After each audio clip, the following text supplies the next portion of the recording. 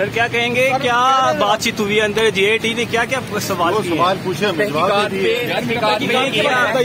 क्या तहकीकात के हवाले से क्या उन्होंने पेशरफ सामने आई?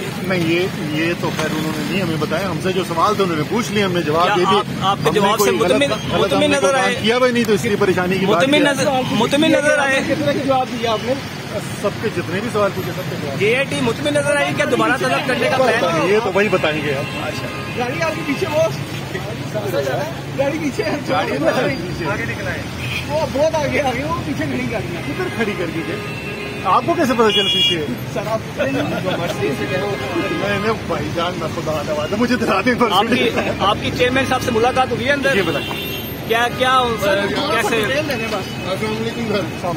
हाल है सर? ठीक है अल्हम्दुलिल्लाह, ठीक है। आपसे जो सवाल किए गए, आपने कुछ किया है? नहीं भाई, मेरी गाड़ी ढूंढने दे मुझे